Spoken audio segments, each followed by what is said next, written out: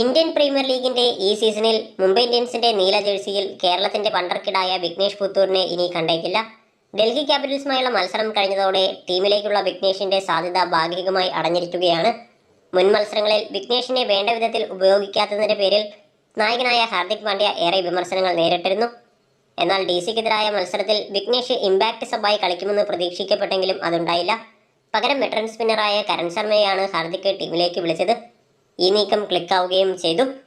ഡൽഹി ക്യാപിറ്റൽസിനെ ഹൈസ്കോറിംഗ് മാച്ചിൽ 12 റൺസിന് മുംബൈ വീഴ്ത്തിയപ്പോൾ കളിയിലെ താരമായി മാറിയത് കരൺ ശർമ്മ തന്നെ. വിഘ്നേഷ് പുത്തൂരിനെ തഴഞ്ഞാണ് 37കാരനായ സ്പിന്നറെ മുംബൈ നായകനായ ഹാർദിക് പാണ്ഡ്യ ഈ മത്സരത്തിൽ കളിപ്പിച്ചത്. മാച്ച് വിന്നിംഗ് സ്പെല്ലുമായി കരൺ ശർമ്മ ഇത് ശരിക്കും മുതലാക്കുകയും ചെയ്തു. 4 ഓവറിൽ 36 റൺസ് വിട്ടുകൊടുത്ത് 3 വിക്കറ്റുകളാണ് കരൺ സ്വന്തമാക്കിയത്. അഭിഷേക് പോറൽ, KL രാഹുൽ, ട്രിസ്റ്റൻ സ്റ്റബ്സ് എന്നിവരെയാണ് കരൺ ശർമ്മ മടക്കിയത്. ടീമിലെ മറ്റൊരു സ്പിന്നറും ന്യൂസിലാൻഡ് ഓൾറൗണ്ടറുമായ മിച്ചൽ സാന്നറും തന്റെ സാന്നിധ്യം അറിയിച്ചിട്ടുണ്ട്.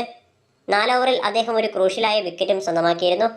ഈ കളിയിലെ മിന്നും പ്രകടനത്തോടെ ഇനിയുള്ള മത്സരങ്ങളിൽ ഫസ്റ്റ് ചോയ്സ് സ്പിന്നറായി കരുണിന് തന്നെ നറുക്ക് വീഴുമെന്ന് ഉറപ്പാണ്. ഈ മത്സരത്തിലെ മികച്ച പ്രകടനത്തോടെ മുംബൈ ഇന്ത്യൻസിന്റെ മത്സരങ്ങളിൽ ഫസ്റ്റ് ചോയ്സ് സ്പിന്നറായി കരുൺ നായർ തന്നെ മാറിയേക്കും. ബാറ്റിംഗിൽ കൂടി സംഭാവന നൽകാൻ സാധിക്കുമെന്നതിനാൽ സാന്നറെ മുംബൈ കൈവിടാനും സാധ്യതയില്ല. അങ്ങനെ വന്നാൽ വിഘ്നേഷിന്റെ സാധ്യത ഭാഗികമായി കെട്ടടങ്ങിയിരിക്കുകയാണ്. മുംബൈക്ക് വേണ്ടി ഈ സീസണിൽ 4 മത്സരങ്ങളാണ് വിഘ്നേഷിന് കളിക്കാൻ അവസരം ലഭിച്ചത്.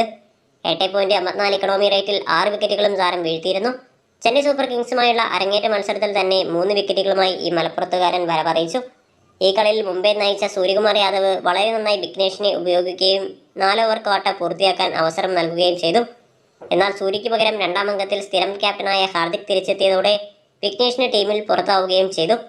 3ാം റൗണ്ടിൽ കൊൽക്കത്ത നൈറ്റ് റൈഡേഴ്സിനെതിരെ താരം തിരിച്ചു വിളിക്കപ്പെട്ടു. എന്നാൽ 1 വിക്കറ്റ് നേടിയിട്ടും 2 ഓവർ മാത്രമേ വിഘ്നേഷിനെ കൊണ്ട് ഹാർദിക് ബൗൾ ചെയ്യിപ്പിച്ചുള്ളൂ. ലക്നൗ സൂപ്പർ ജയൻസുമായുള്ള അടുത്ത മത്സരത്തിലും താരം വിക്കറ്റ് എടുത്തു. എന്നാൽ വിഘ്നേഷിനെ വേണ്ട രീതിയിൽ ഹാർദിക് ഉപയോഗിച്ചതുമില്ല.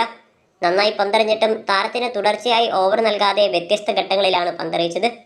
അതിനുശേഷം RGPക്കെതിരെയും വിഘ്നേഷിനെ തഴയുന്ന സമീപനമാണ് ഹാർദിക് സ്വീകരിച്ചത്.